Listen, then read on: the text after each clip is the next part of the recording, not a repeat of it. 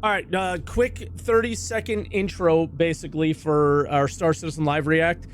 I'm really sick. I've missed the last couple days of streaming, so that's probably why you haven't seen reacts or anything like that. I have a bunch banked. I haven't edited them or anything. You could probably hear it in my voice. My whole head feels like it's going to blow up. Just sinus infection or something. And we're going to watch Star Citizen live. So no pausing. I'm going to try and take moments to interject in between, but I'm going to try and stay as respectful as possible. But with that, we got about 10 seconds, so let's get in.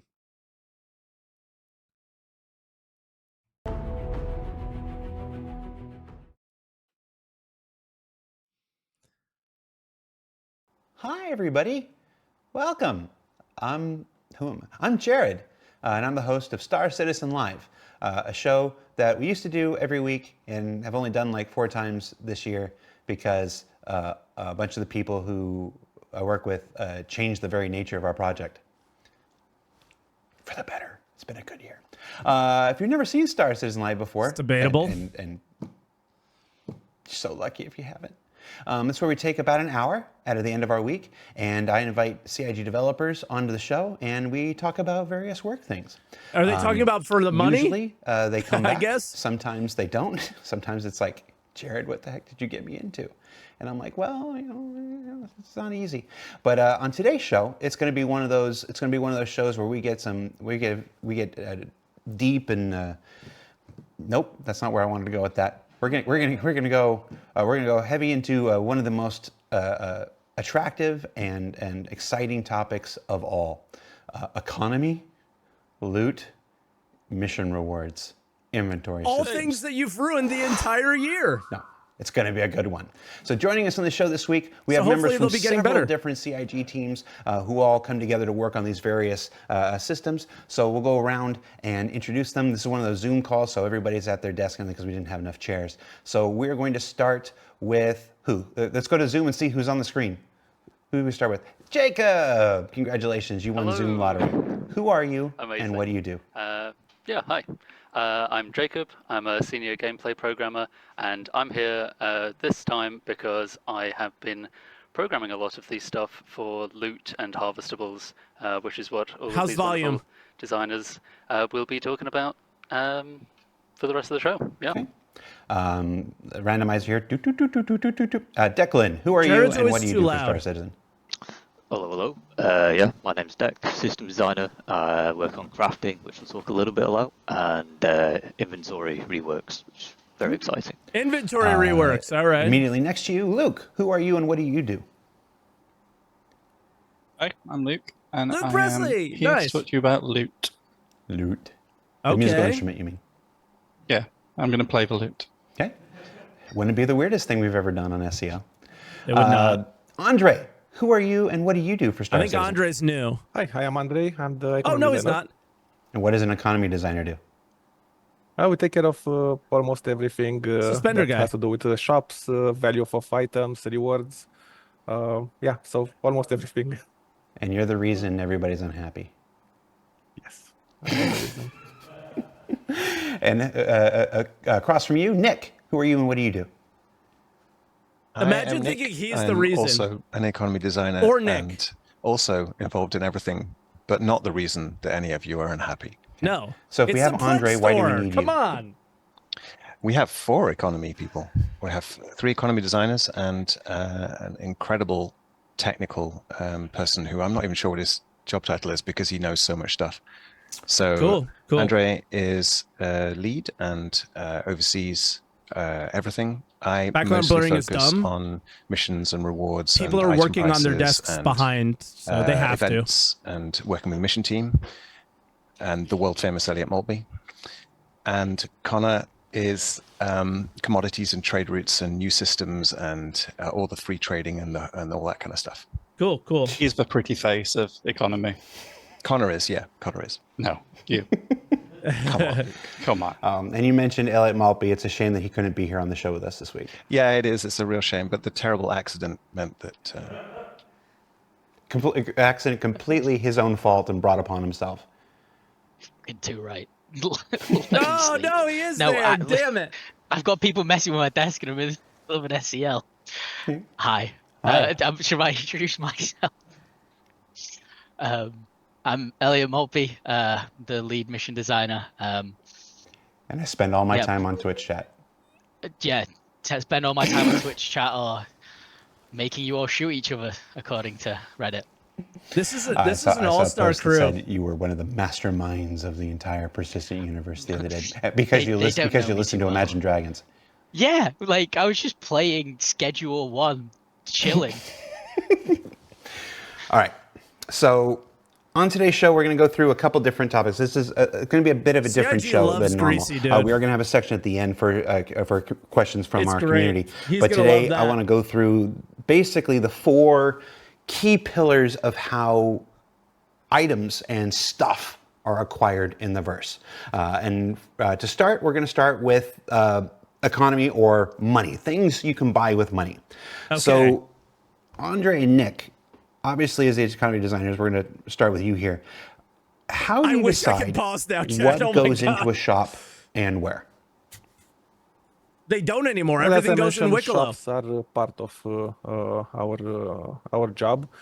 So first of all, we want to make sure that everything in the every game loop, every career in the game is accessible. So every activity I want it to be accessible. So if you want to trade, for example, you're always going to find the FPS trading tool, or you're going to find sorry, I'm a bit nervous, obviously. You're always going to find if you want to trade, you're always going to find a tractor beam. You're going to find a ship that has a cargo grid. If you want to mine, you're going to find an attachment for that multi-tool. You're going to find a prospector. More than that, what about large we ships? try to keep Polaris, everything tied Idris. to narrative. So you're going to find burritos in Stanton, and you're going to find rats on a stick in Pyro. And sometimes we just have fun with it. For example, Connor suggested that every farm in Pyro should have shotguns. He's from Texas, by the way. Okay, and I think I sent a thread to Nick the other day about how because Hurston was so salvage focused and everything, maybe Hurston should have salvage items in their stores and whatnot. There's a lot of thought that goes into positioning where something goes, not just how much it costs. Yeah. Exactly. Yeah. And not in the loot pool. That's actually maybe the kind in of the thing store, that their narrative team they would have a lot to talk about in this SCL as well. The narrative team has all of the history of the verse to date, and also all the stuff coming, and so they have a pretty good idea of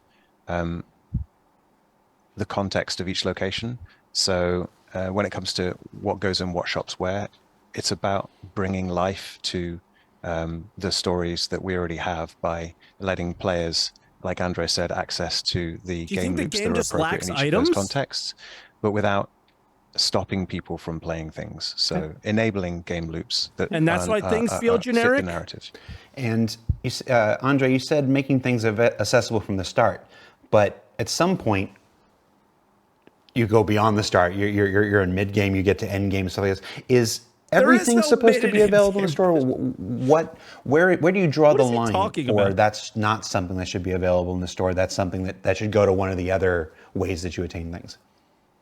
It's very hard to say that there's a clear line. This is where a bit of the art comes in, and at some point you say, okay, this is an exclusive item, or this is something that you should only get into the end game, or maybe this is a all lot bullshit. Of things, not even a maybe, that's going to be a certainty.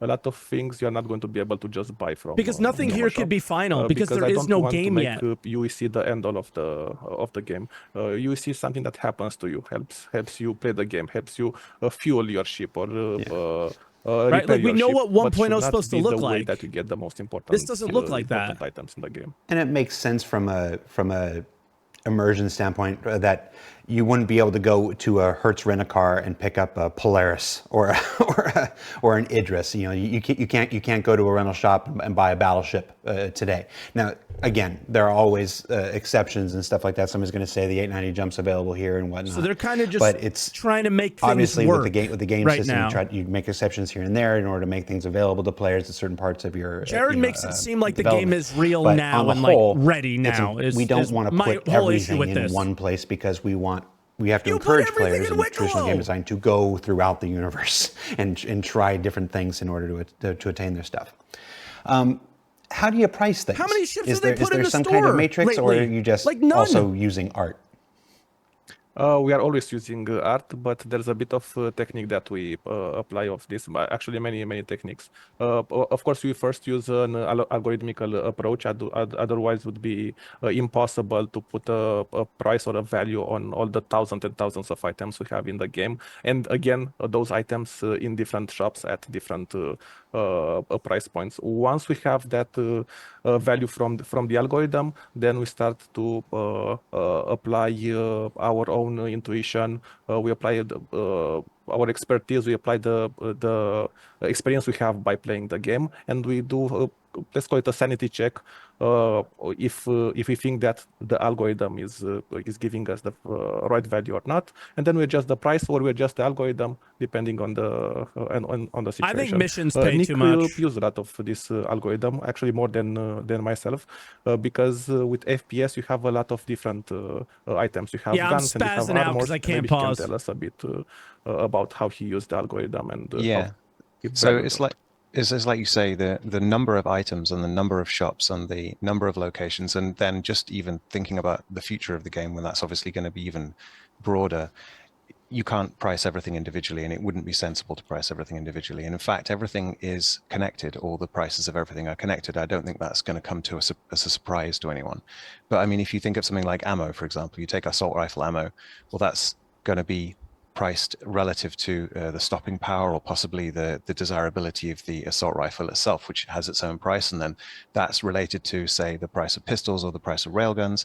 And the price of railguns is an interesting one. The decision to make railguns and missile launchers so you can't buy them in shops is a deliberate decision to encourage not just NPC shop trading, but it's really, really important to us to have vibrant player trading, and we don't currently have the full systems to support that, but you guys are really resourceful and you're going to make it happen, and we want to encourage that. So yeah, railguns are not available in shops, but they're absolutely available. But then you made Tier 0, and they have a value, and everyone knows that value. Me, right? And then you got Sometimes armor. me and Nick will talk about, we'll look at the black market. Absolutely. The org that I'm in, we do gun running and we sell. And not that I've infiltrated, but we use those data points that like we do in our org and how we do gun running to also influence, because obviously we put our worth on it based on the effort that we put up front for you to get it, but then you put your own worth on it for you guys to get profit, and we take that sort of stuff into account as well.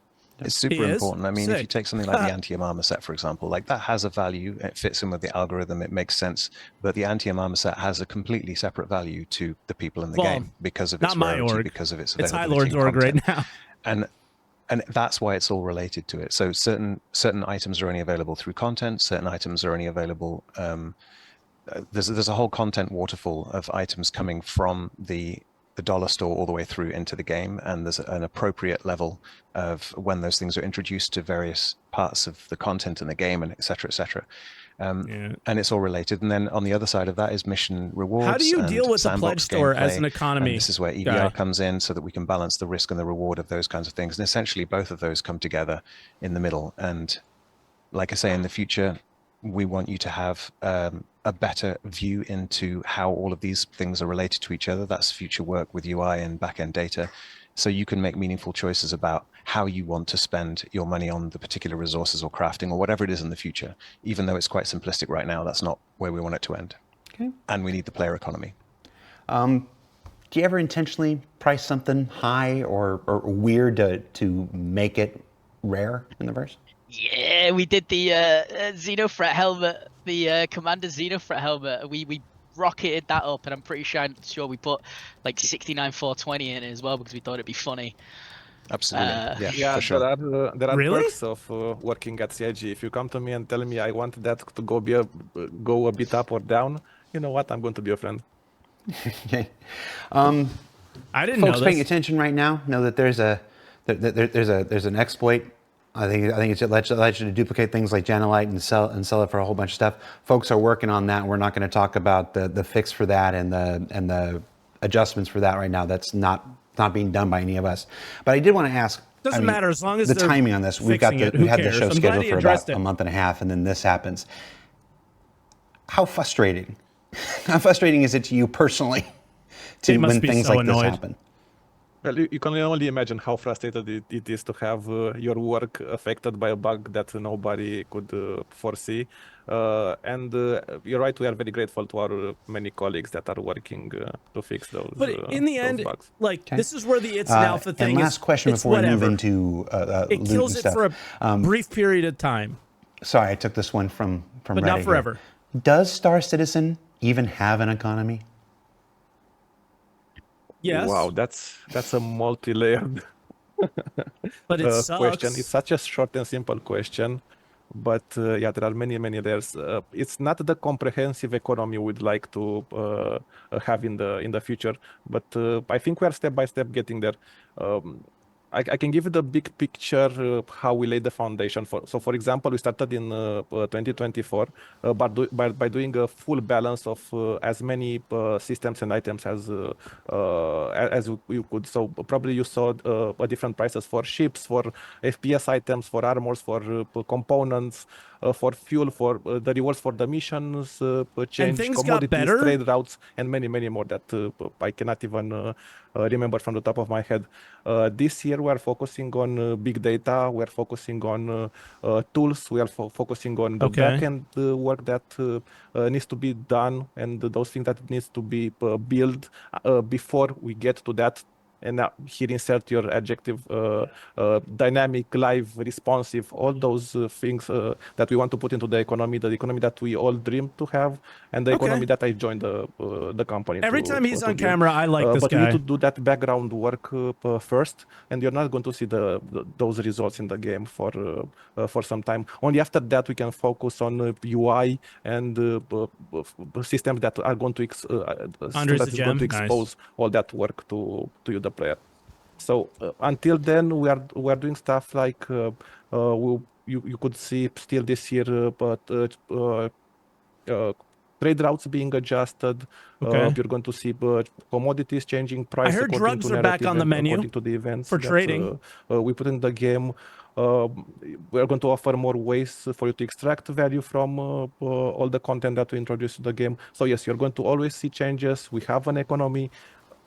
But step by step, we are going to go to that economy that we all dream to have in the future.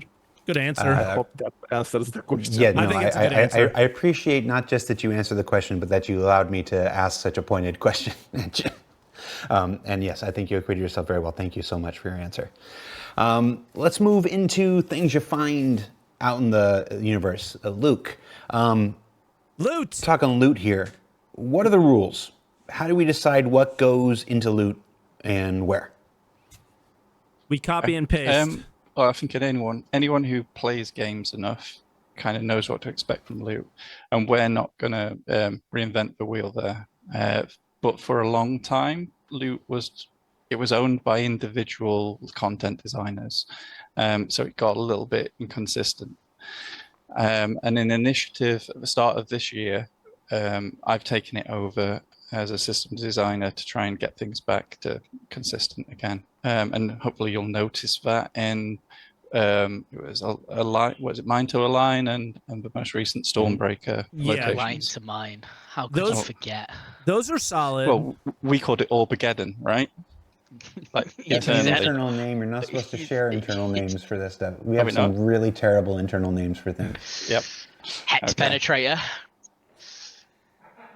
Like less said about that, the better. Okay, so basically we just take a few things they like share internal names, the category of the item, rarity and size, because we all data have to fit mine in a stuff box. Easier, I think. So we have 4 main categories, which are weapons and ammo, armor, medical, and then miscellaneous, and those ones are distinguished visually by different boxes.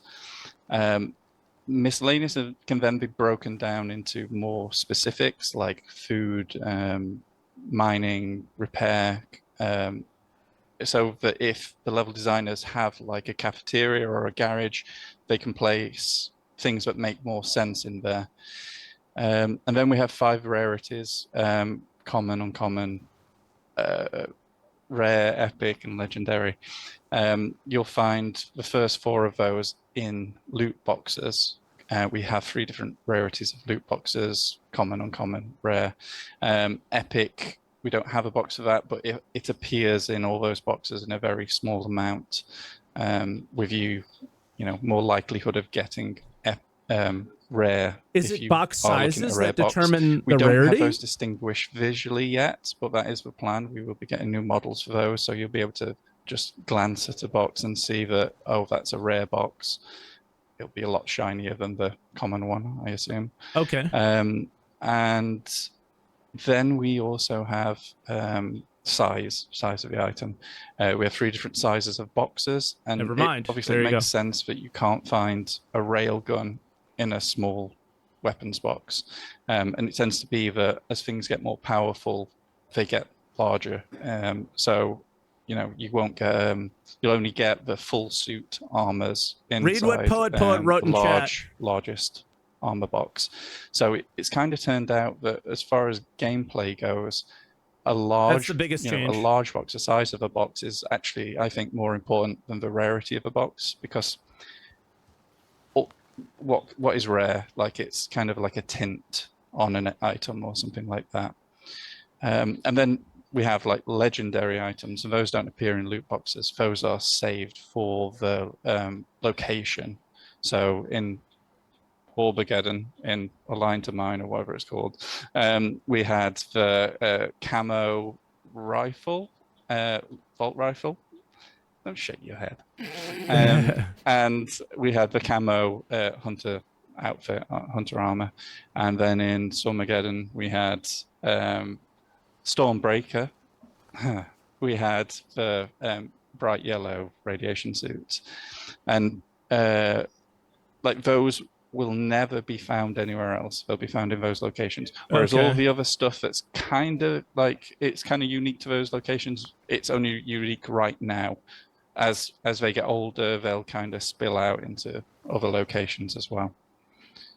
And how we decide where they go, so those individual boxes or the loot, we draw a map of the location, and then we decide how difficult it is to get into all those rooms, and then assign them a loot value, and that determines whether they can have like uncommon or common Interesting. Loot inside Okay.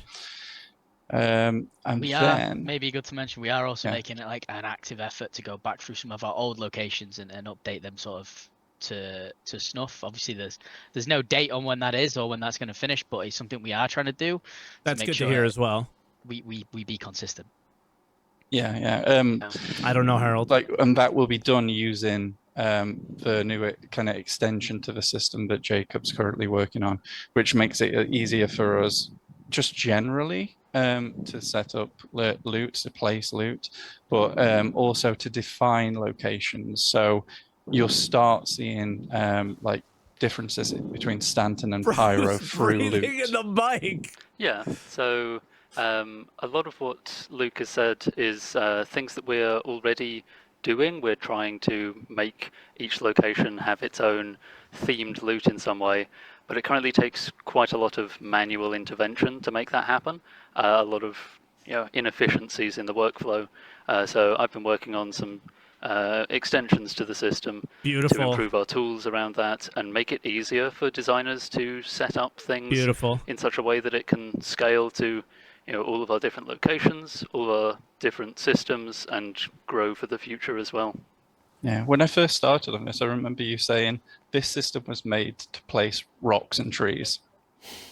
And one it's part pretty amazing of the system was made to place rocks and trees. Yeah, And now it's grown, and it's even placing Atlas geosuits, I think, in certain You didn't places. say I couldn't, Jacob. If you don't tell me I can't do something, I'm gonna do it. All right. Yeah. God, But, that might be the truest words ever spoken on SEO. I'm a designer. My goal is to get stuff done by any means necessarily, and if it means I'm using something called a harvestable to place down an atlas, I'm gonna goddamn do it. Yeah. No, I understand that. I respect that. But then I That's still not what you said at the gotta time. do. So They're all giving him shit. I got it. Okay. What I do is I will try to adapt to the changing needs that the designers have as we're making new content, and what He might looks not exactly have been like a supported professional at one poker player particular I dealt time, will be supported later. So we keep growing our technology as the needs of our content and gameplay grow as well. Yeah, that's actually where I want to take this. I want to ask you now. So obviously we're now using we've now taken the harvestable system and adapted it to better place loot and stuff. There are technical limitations that we just got done talking about. Luke, at the beginning of this, you mentioned that there was an organizational limitation before this year where all the individual content designers were responsible for doing this, and there wasn't any kind of global overarching theme or process to this. With the growing technical aspects of the harvestable system, or whatever we're going to end up renaming it now that when we start using it for other things, Starloot. and with this new organizational change, Luke, for trying to build a new kind of philosophy over everything, with the efforts Elliot mentioned to go back and revisit old places. Folks in chat are mentioning certain pyro locations that were built with the old mentality and stuff, and going back and revisiting those like this. What is the future of this look like? We're not giving any dates or anything. Where do we go from here? Does it just keep doing what we're doing, or are there more things we want to push for? I can say some very far future stuff, but Okay. We hope to have consistently themed loot throughout the whole location, and that would encompass the stuff that the people you find there are wearing, what they'll be having in their backpacks, or any other clothing That items answers they my have, question. the stuff that you'll find around the location, and it'll end up being themed towards what that location is for or related to. Hell so if yeah. you find a mining outpost, there'll be more mining related stuff. It's all about just being able to fine-tune the experience to be what you would expect to find there in the verse. And we have various initiatives on the go that are building us piece by piece towards that. And because everybody gets a question that it's gonna be a little harder to answer. Andre, still sorry for the economy one. I'm not really. He did great. He answered my question. It's all right. One of the things that separates us from other MMOs is that one of the main things anyway is we physicalize everything. All of this loot has to be physicalized. You can't we don't have a system where you can just throw something into somebody's bag and it's there and they wear it and it's there. It's all got to take up space. It's all got to be physically manipulatable and stuff. Does this? I'm pretty sure I know the answer, but I'm going to ask. Does this make your job easier or harder? Fuck ton harder. Very hard. That's your second bomb this this call. You got to be careful there. I'm so sorry. But yes, it makes it a lot harder for sure. Respect. There's like different layers to the physicalization as well. So just saying it takes up space. That means even within an inventory, we are measuring is not physical, the dimensions of the item and the volume that it will take up. So that you can't fit a super long thing in a really small box, even if its volume would technically fit. So that gives more work for me to do in terms of the maths internally. But then there's more level design and system design kind of perspectives on this as well, which Luke might be able to say more about, of how we choose between. I think if you drop stuff on the ground in Tarkov, it's not to you physically in the world, or when we're going to present you with a loot box that you have to look inside. As it is messy and manipulatable. I think it makes it harder for everyone, even the players. but especially the devs, because we have been physicalizing certain items. It's always the items that are particularly rare or useful. Like if we want to draw your attention to this, we'll put it in the world. We do that in like an eye-catching way within the level. So a line of mine we place for vault weapons and gun racks. Recently those got lit consistently to really show off what's inside there. And there was gun racks have worked well. Again, the radiation suit is now available on a mannequin. And we'll be using that quite often, I think, from now on, and going back through and placing it. But the other reasons, other than technical reasons, we don't want physicalized loot everywhere is because loot boxes solve all the downsides of that. So you can group items together and they're in an easily recognizable package, whereas a big red box, whatever, physicalized items, you can easily mistake those for static props on tables and maybe miss them. It massively speeds up the jobs of level designers and artists to kind of place these things around. Guys, Hathor and Lazarus have been great pieces all over tables, making sure you've got room for them. And then it makes my job easier because if anything changes in loot, we don't have to go back through every level and delete individual bits and pieces. I just change what's going to spawn in the box that's there. And then finally, it just hides respawning, the respawning of bits and pieces. Nothing pops in on tables. It's just there's too many random weapons. It's a difficult thing to balance because you're going to have, like as Luke says, it does make our life harder, and it can make sometimes, as Luke said, the player's life harder, but it can also make the experience better. Like when we're designing things like Stormbreaker and a line of mine, you think back to playing games when I was a kid, a loot room should feel like a loot room, right? Instead of me just seeing a bunch of red boxes and knowing it's a chance of rare loot, I want to see like the gold stacked up on a table. I want to walk in and I want to see a Vault 100%. shotgun or a Vault sniper rifle in a case in front of me, because it gives two things. It gives affordance to players, because when they look through the window, they see the reward that they want and they know the door's locked. And aside from you all clipping through environments, the normal flow would be then you have to go and figure out how to get through that door without breaking physics, usually.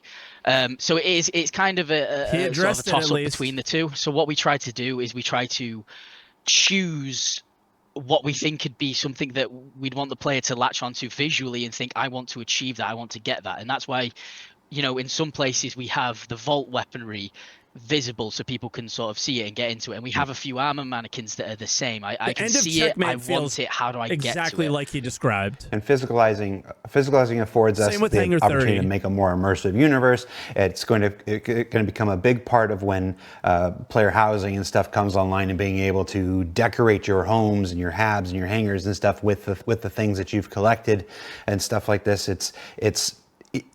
It makes the job harder, but the rewards down the line are still everything that we're shooting for and stuff. So it's like anything else, like a lot of things else with Star Citizen. We didn't take the easy path, we take the harder path. But when it works and when we can do it right, it is much more rewarding.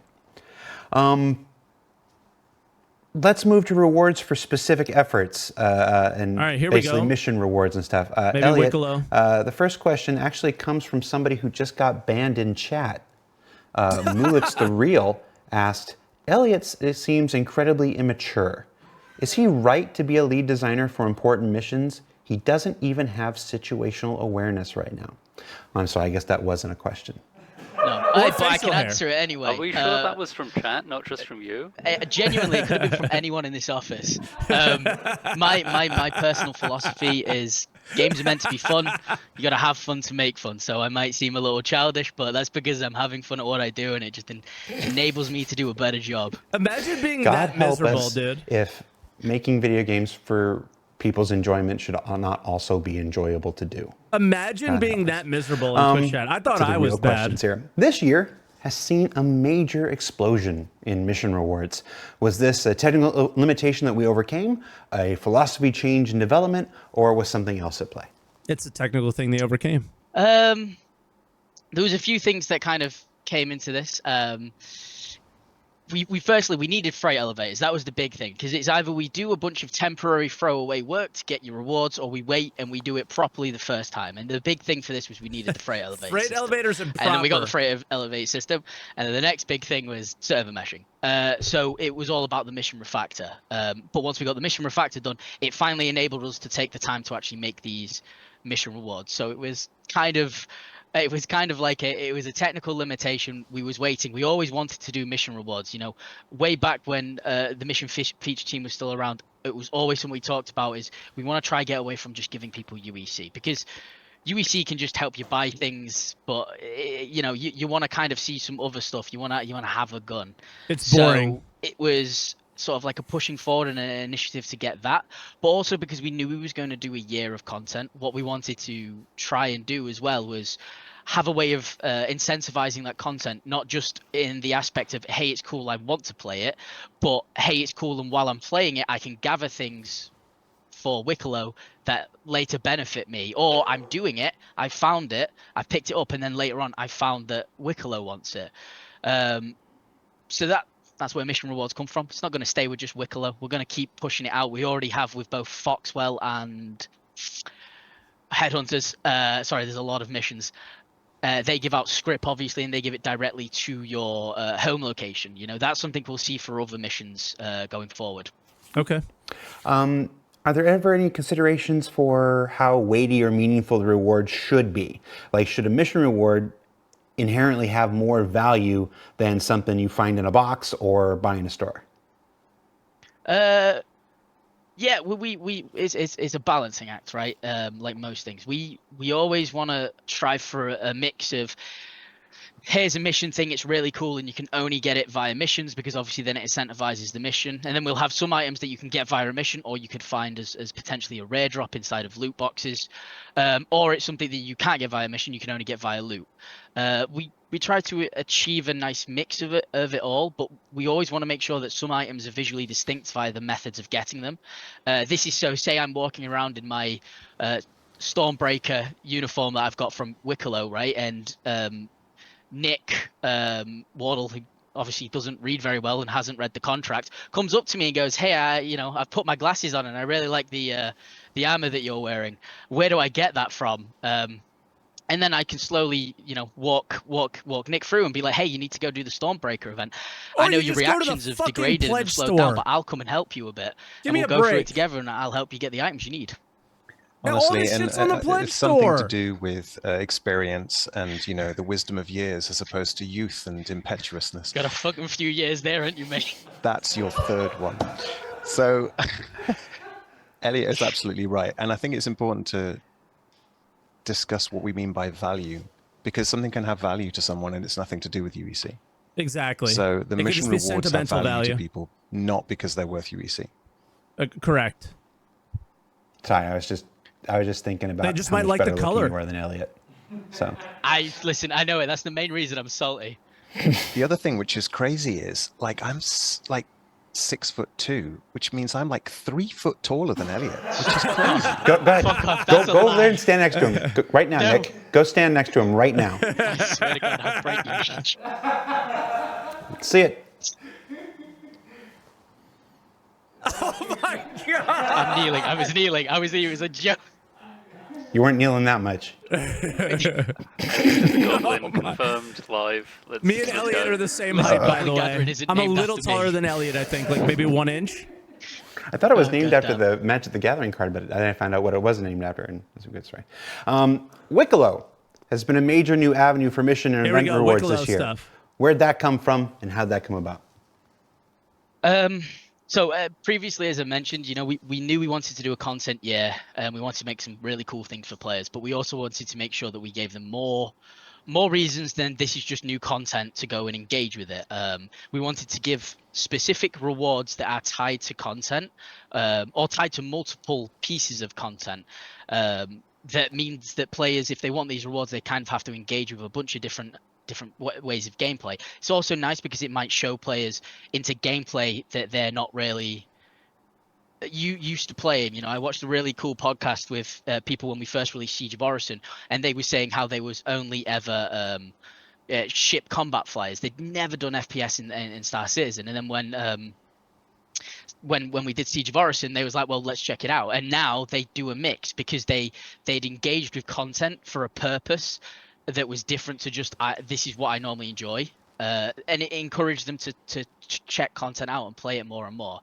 So we kind of use it like that because obviously not everyone's going to want to play the Goblin Gathering, hauling missions because they're not really interested in hauling, but they might have a reward that they want to achieve, and by that they might go, I might try this out because I could just do thousands of these to hit this, but this one is more dangerous, so it's going to give me more points towards my overall goal. So I'm going to sort of engage with it like that. As for where Wicklow came from, we're a space game. We should have aliens, and ones that actually are sentient and talk to you, even if it is broken English. So when we was thinking about it, we was like, we want some sort of like figure that's collecting oddities, and it is very mysterious. And the original plan was that I think it's been a goofy implementation, but it's been good. We was going to have a broken sort of camera, and it was going to take you time until you discovered who they was. But then we was like, we're hiding one of the coolest things. So we was like, let's get him in there. Let's put some comms in there eventually, and have him speaking to you, and maybe even talking pure in Banu, so the people who understand Banu can understand it, and the people who don't have some subtitles to read because. Yeah, it's another language. I don't understand it. I barely understand my language. I'm going to have a migraine by the end of this with everybody using the internal names for things.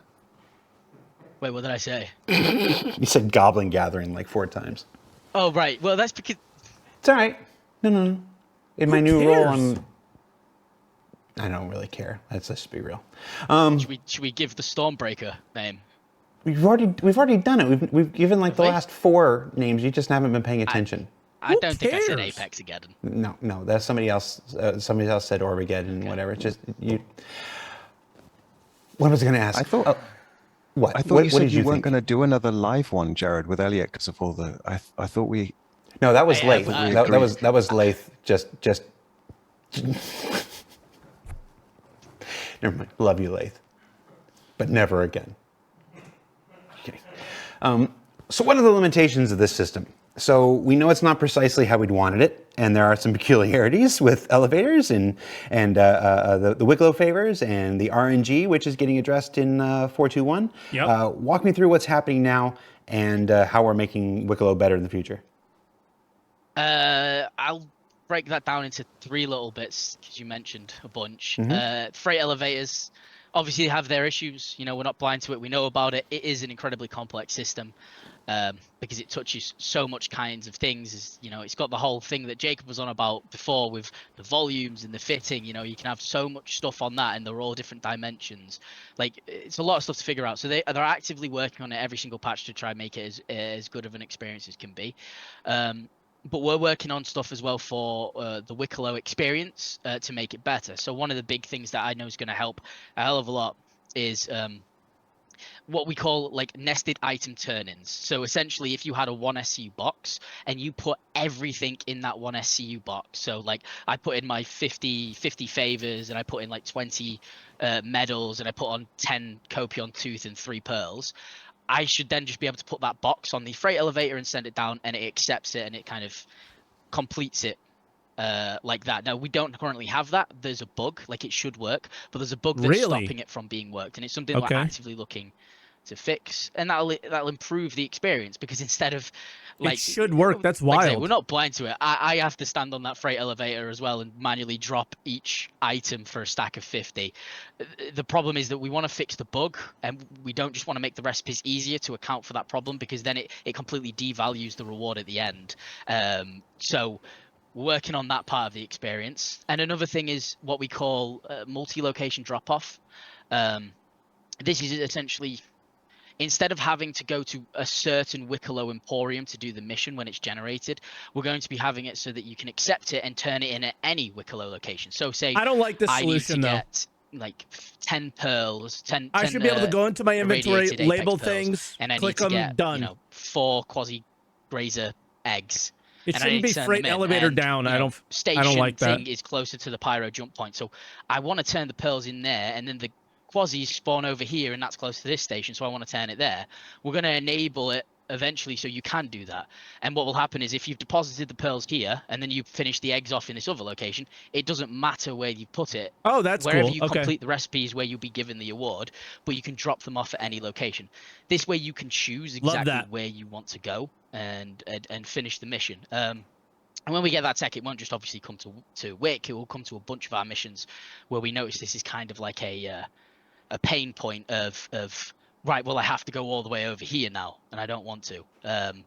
Yeah. But that should help. That'll be the freight stuff. Favors are something we want to keep because they're in lore they're a representation of the Banu, because they don't write stuff down. They don't really have that history thing. If you do work for me, and I'm a Banu, I won't remember that. So a favor is like a token that says, yeah, if I give you this, it means that I've done substantial amount of work for you. And then me as a Banu, I'll go, okay, right, well, I can't remember it, but because you have my favor cube, I will honor the deal, honor the agreement. But favors also act as a purpose, which is stopping your items being deleted. We have some technical limitations, obviously, in the game where certain amounts of items in one zone can cause lag, frame drop, physics to freak out, all of these kinds of things. And what we have is this density cleanup system that eventually, when it violates a rule set, it starts cleaning them up. But because obviously we need the worth of the items, but we have the limitation of too many items in one space causes problems. Like if we had 200 Quantanium containers, conversion method. They would just start when disappearing. We ask for you to trade in 50 Karanite for one favor, it like I say, it's conversion. Instead of asking you to put 500 Karanite down and 450 of them be deleted, and you're like, oh, my hard work, no. If you don't get a crash or whatever else. That's why the favors exist, and they're going to continue existing because they're a really interesting piece of the lore. But the idea is that we'd be able to have more items in bulk when we can do that sort of box thing. So favors will stay, but they'll kind of morph a little bit for how we use them. Gotcha. And then RNG. RNG. This is something obviously we've looked at for 4.2.1. It's great. Put in some fixes that people have been playing. RNG and grinding is very typical for an MMO, and it's something obviously we want as well. We want you to put in effort, because effort means the valuation of the things you get as a reward goes up. You've put your time into it.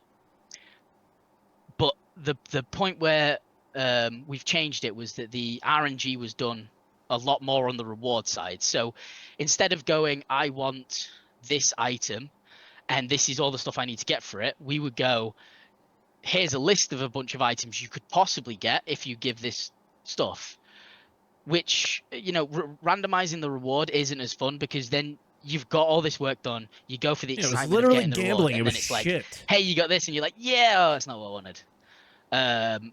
So we've kind of changed where that is. So what we want to do is have you choose the reward you want, and then on the getting of the items is where we have the RNG, and it's something that me, Torsten Lehman on Systems Design, and the economy team, Andre and Nick, have been working on, which is defining what that is. And we've basically split it into like 3 distinct categories. You have your core content items.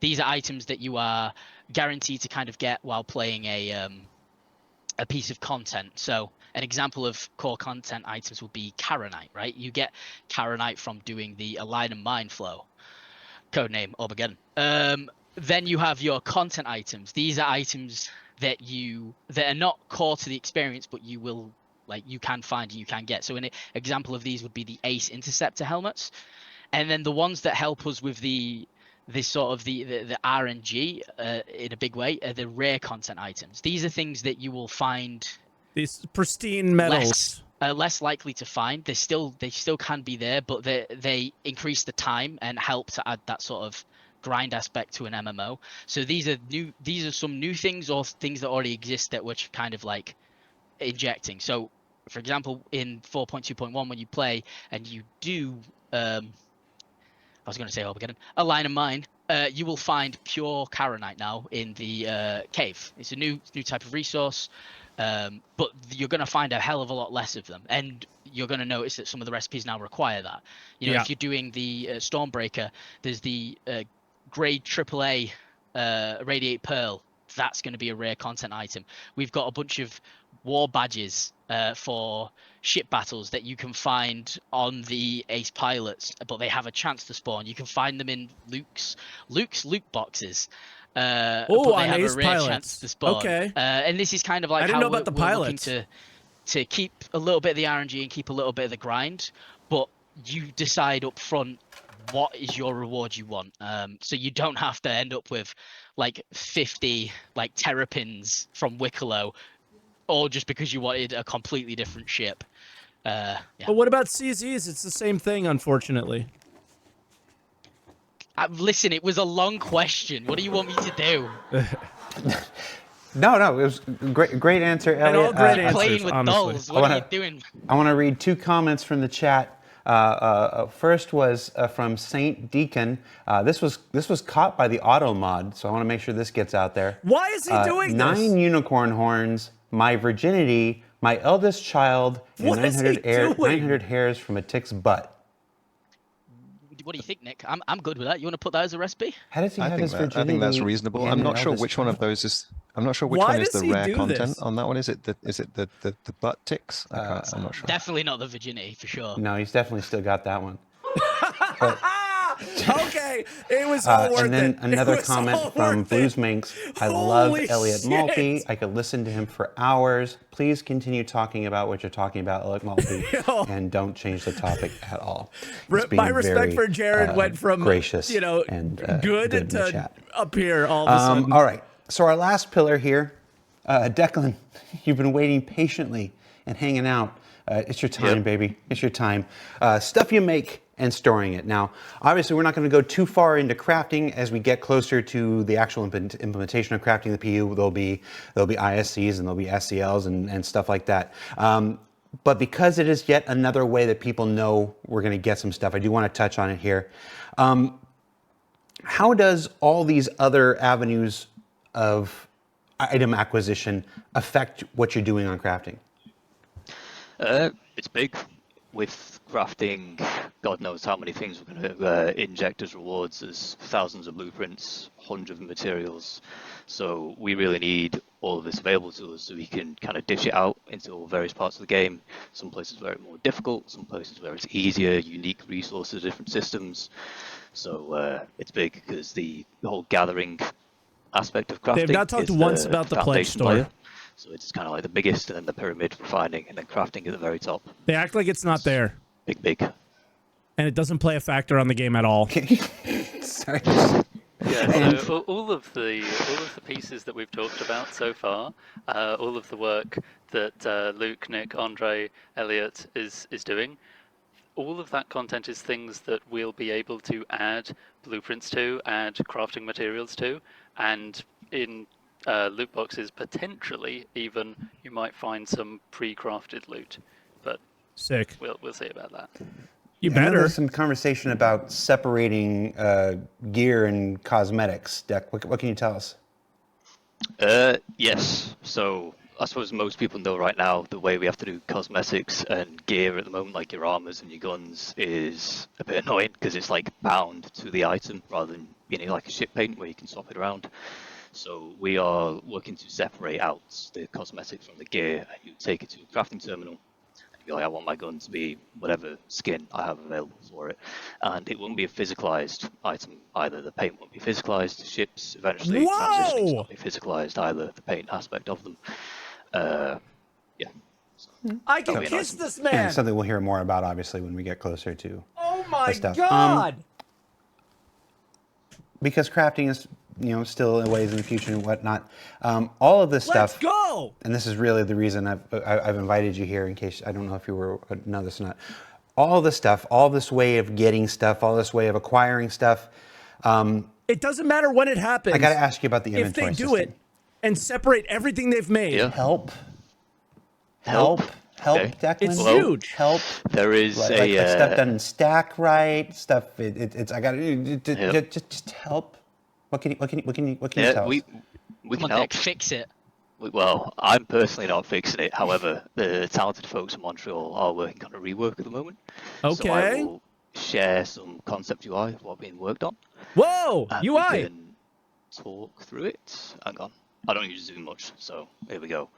So we're looking at some concept UI here. As you can see, there's a visual facelift. I'll move my cam. But kind of the most interesting aspect to me isn't super obvious straight away, and that is that you'll be able to access other inventories that are nearby to you within proximity. So, like DayZ, okay. We imagine we've got our storage box over here, and then we kill the guy. Yeah, thank you. We kill the guy. Here he is. He's on the floor. So he would be accessible as one of the tabs up here. And then the inventory box would be over here. Okay. Same on the other side. And so when you press I to access the inventory, you can then access the dead bodies inventory, access your... They do have a stack all button, far right. Without having to directly go up to the body, go to the box, press F. So it's much, much quicker to kind far of get right is the exact same stack all button as Eve. We'll just get rid of all this. If we focus in on one of the panels, you can see it's called Personal All. That's just kind of the default personal would be on the left, and it's all because it's showing everything that is stored upon your person at that moment. If you wanted to see what is in your backpack in particular, you have these side tabs, and then we have a search function which has been added in. If you were to click this, the search box will come out over here, and you can search the item that you want. You have your select all, your capacity, you have your filters. These filters are kind of similar to Freight Elevator, where you have the drop-down box with the subcategories here.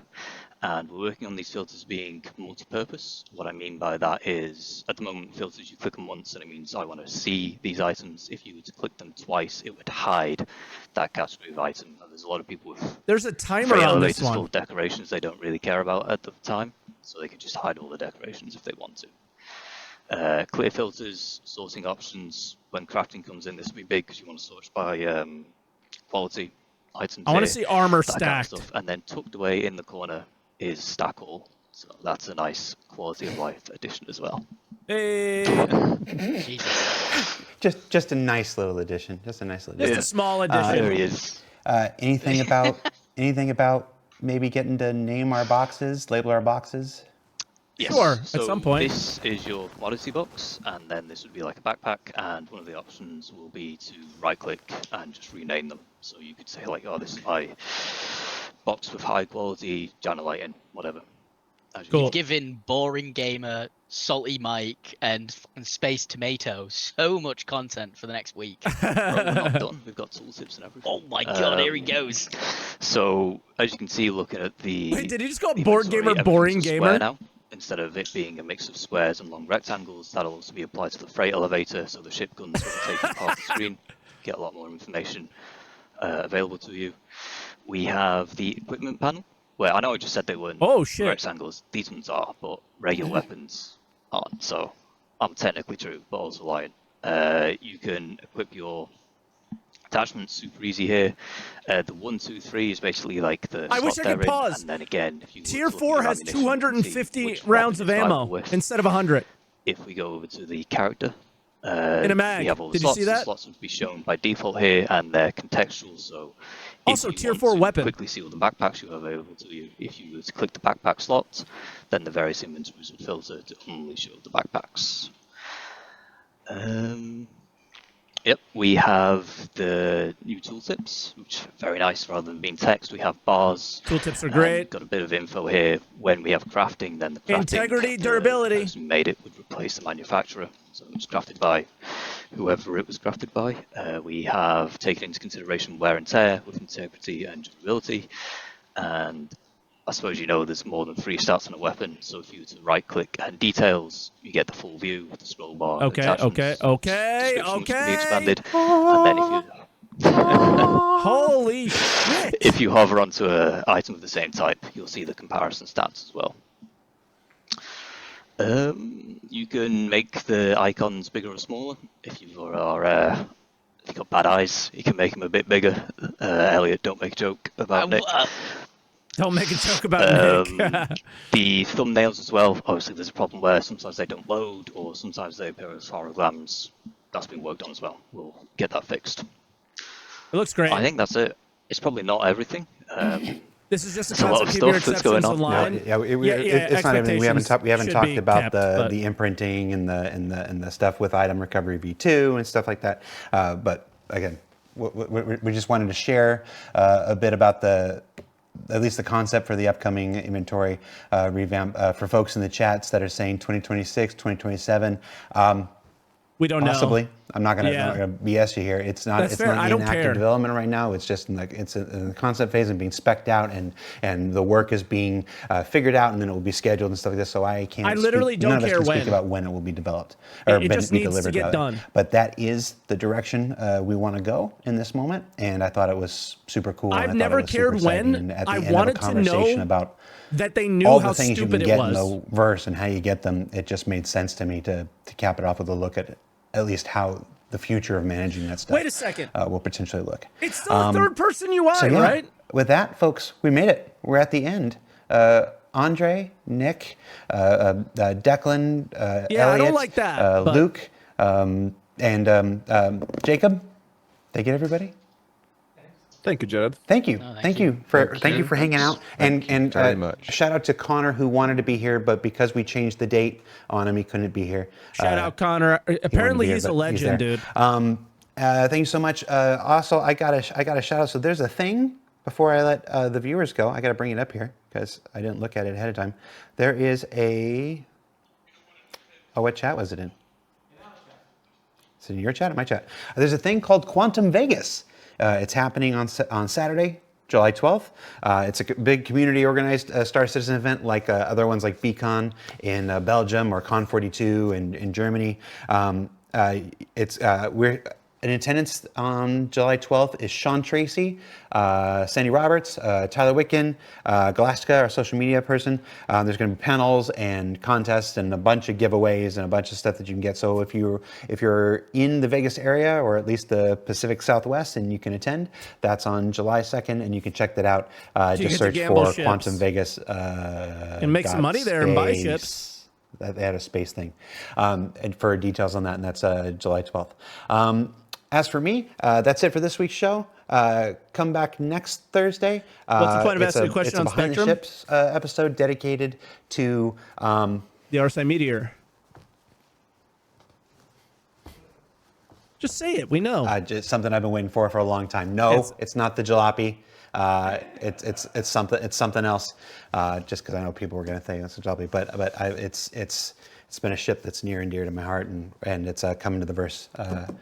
Real soon. So check that out next week. And then, of course, we'll be back. A lot of folks had questions about the new event that's currently testing on PTU. We have an ISC dedicated entirely to that and how the rewards work and how you can get all that stuff. That's coming in 2 weeks after that. So play it. Put some bugs in for me, that means please. The patch is live for 2 weeks. Yes, but if you're on PT now, play it. Elliot's work is terrible, and he needs as much knocking on the pipes as possible to I'll have you know all the these other economy people was done by can Nick fix Wardle, it. so if it's terrible, it's not me. It needs some playtesting. Go to the PTU. Exactly. He didn't have his glasses on when he was doing the numbers. The numbers seem fine, Nick. Somebody in the chat said, "Do you remember when SCL used to be professional?" And I'm like, "No, It was when the I've been fuck forever was since that? Remember the summer show? Was it the summer show or the Christmas one? Which one was it, Jared? I don't know what you're talking The about." holiday live stream, Jared. We don't talk about the anniversary show. No, the anniversary show was the one I was on. That was okay. I hope you're playing Hello Darkness, my old friend, right there. The holiday Did we not have one that queued up? was horrible. All right. So that's it, everybody. Thanks for watching. Thanks for hanging out. Jump onto PTU and test if you can. It helps us release these things every single month. And come back for BTS next Thursday for a pretty spaceship. All right. Thanks. Bye. It's a mantis with big guns. That's what it is, right? All right. Cool. What are our big takeaways there? I think the new inventory system functionality seems a lot better. maybe the look, not as much, but functionality is pretty sick. Because I don't personally like the third-person stuff, but yeah. 10 months of Grey Poggers overuse. I say that's money worth spent. Thank you, Agent. 7 Grey as Grey So, as. yeah, I don't know. What else was probably... Oh, the paint splitting was a big deal. Now it just comes down to, are you doing that retroactively? How are people going to feel about that? I don't know, because people definitely bought armor, weapons, and things related to that because they wanted them on launch, right? They didn't just buy that stuff for the skins. You know, obviously they can't respond to pledge store stuff, but why didn't they talk about, you know, the flight blades being connected to a ship skin? Like, they can't talk about those kind of bad decisions, right? But separating out the armors from paints will probably be really good. And the fact that they mentioned it at all is an incredible surprise to me, personally. So yeah, that's a big highlight. Other stuff is just, it sounds like a lot of back-end stuff to make locations seem like they make more sense. Like, basically, excuse me, I've been very sick again, like I said, but the if I go to a Microtech bunker, it should be very clear what I would see in the loot table, right? Microtech should probably stick to Volt weapons because they work better in cold environments, right? Maybe I find a lot of Volt weapons there, but maybe not something. I shouldn't find Volt weapons at the locations that we find Volt weapons right now. Those should absolutely be removed from those areas and replaced with something that, I don't know, maybe there'll be cold weapons at some point that work better in hot environments, right?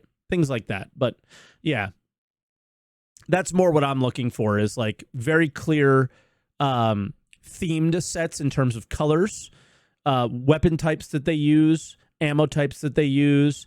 Yeah, like org decals for like Microtech, things like that, or certain pirates or whatever. And yeah, maybe loot types that they're used to using. Like, remember how we used to go down to caves to get multi-tools with orbit attachments, things like that, right? So hopefully we see stuff like that. Not the, you know, the most groundbreaking episode in the world, because everything that was really exciting is not necessarily in active development, but is in discussions and all this other crap that we've heard plenty of times before. I always get personally excited that they understand the stupidity of the experience now, and that they've clearly communicated that they understand how bad things are, and that they clearly communicate good things. So I'm excited. Separating out paints is absolutely something they should have done from the start, and they created 1,000 times more work from themselves than they should have. Dumb, but the fact that you're doing it, not dumb. And then, yeah, obviously all the loot stuff sounds fairly good. Oh, another big thing is that might have skipped over your head. When you go to a lot of locations, there'll be a red container that, or like a white container that contains loot, and then there'll be a static version of that container just sitting on a table somewhere, but that's just art, right? So they're doing away with that as well, which is really good. So yeah, there's a lot of things that need love. All this stuff's going to take time. It sounds like the Jacob guy is doing his best, or will be doing his best, to make that work happen faster, to make looting a lot better. This is, you know, right up my alley. One of the things that they had mentioned that they was a maybe, which is crazy to me, is have broken down components, like partially crafted things, or commodities in loot table. Like, obviously, that shouldn't even be a fucking question. Of course it should be. It shouldn't. You should not just have to mine to find crafting materials, right? We see that now with Hadanite and things like that on NPC bodies, right? So, yeah. Or loot tables at CZs and stuff. So, yeah. Really good episode in terms of communication and what their plans are and why they did certain things. And The only thing I really don't like is the current Wicklow turn-in changes. Having to send things down a freight elevator to complete a mission is dumb. If the stuff is already in your inventory, there should be a way to select it. That is a way easier way to do things. I store as many things in the Imagine world as possible, and I turn them in via clicking on them and pressing a button is way better. Why the freight elevator? I have no idea, but would love to see a different way of doing that. That's my only gripe from the episode, to be honest. So, yeah, you still have to bring it down a freight elevator to store it, but when it's in Imagine land that you can't touch, that's okay too. It's not immersive to send something up and send it down. It's not. It just isn't, right? And you probably are storing stuff at that location anyway. So, with that said, thank you so much for watching SCL with me. It felt like the old days again of, decent Star Citizen content, fun things to react to, fun things to discuss, and, moments of frustration and happiness. I literally kissed the camera today. So, pretty excited for some of that stuff. And, yeah, thanks for watching.